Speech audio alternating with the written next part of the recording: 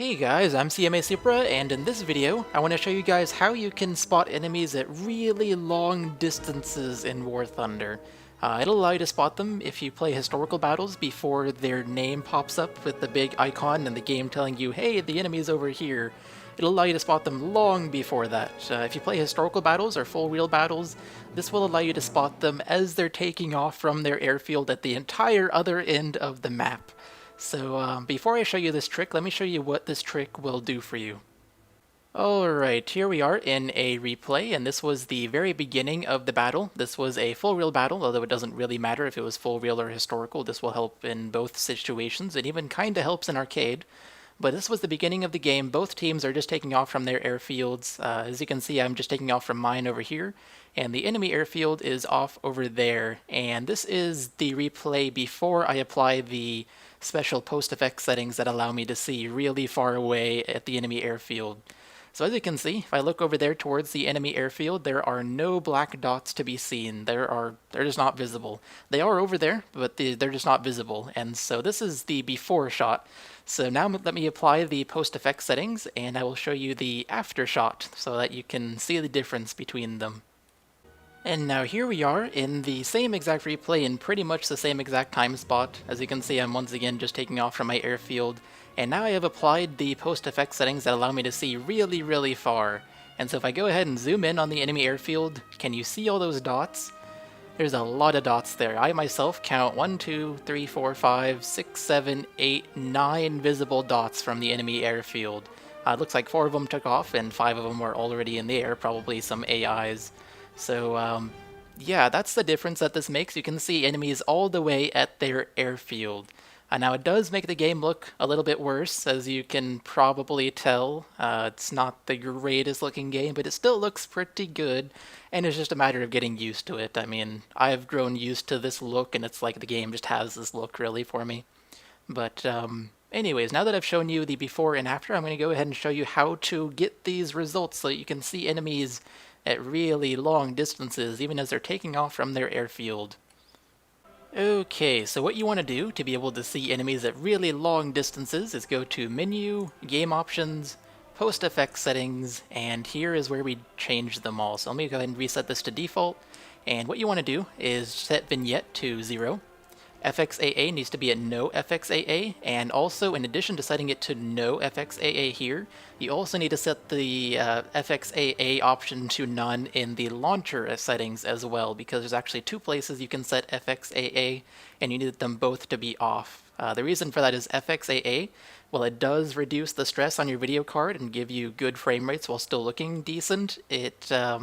It makes small dots disappear, and small dots, such as planes, are things you don't want to disappear when you're doing this. So FXAA must be at 0. You may have to reduce your AA settings in the launcher if you start having frame rate problems, because like I said, FXAA does reduce the load on your system. So turning it off will increase the load in your system if you use any type of AA. The next thing you want to do is go to Focus Slider and set it to 10 bars. 1, 2, 3, 4, 5, 6, 7, 8, 9, 10. I believe that's 10. If it's not 10, that's fine. That doesn't have to be exact, but I'm going to set these to 10, or whatever I think is 10. Talking a little bit about these some more. The higher the slider is, the worse the game will look. However, it will make enemies much easier to see. What this basically does is puts a black border around the enemy, and the higher the sliders are, the bigger the black border, so you can see them easier at long range. That's what these sliders do. Whatever you set them to, keep them all the same. You don't want to change these for different views. It wouldn't make any sense to do that. Like if you're in the cockpit, you don't want to see farther than if you're, I don't know, in some other view, the gunner view maybe.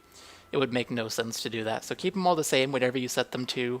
I used to use 4.5, but I found that 10 is really helpful, although it does make the game look worse as you go higher. Moving on, you go to Lut Texture, and you want that to be contrast. And then tone mapping, you want to have it Reinhardt, and you want the number to be not 0.3, but I personally use 0.188. There we go, 0.188. Basically what this slider does, you can pick your own setting if you'd like, but the lower it is, the darker the overall map and environment will be. So if the environment is too dark in your opinion at 0.188, feel free to turn it up. I wouldn't really go very high. I wouldn't go past 0.3, which was the default, because if you do, the sun will be extremely bright, and you really won't be able to see much of anything because the sun will be blinding you. So you're kind of defeating the purpose of using these settings. So don't go too high, but also don't go too low, because then the black dots won't stand out against the background, because it'll be black on black essentially. So 0.188 is my favorite number, but don't go too high or too low.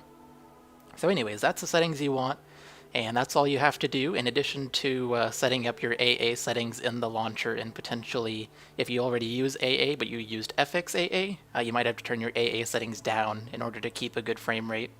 So anyways, that is going to do it for this video. These are your settings, plus the launcher settings for AA, and that is all there is to it. It is very simple, and if you ever decide that you don't like it, you would rather have the game look like it used to, although you'd be at a disadvantage to anyone who uses these settings, you can always click the Reset to Defaults button, or you can just mess with the sliders, maybe turn these focus bars down and have it be so that you can still see enemies as they're taking off. It's just not as easy to see them. It will make the game look better, it's just harder to see the enemies, of course.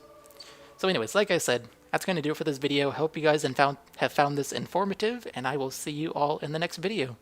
Bye guys.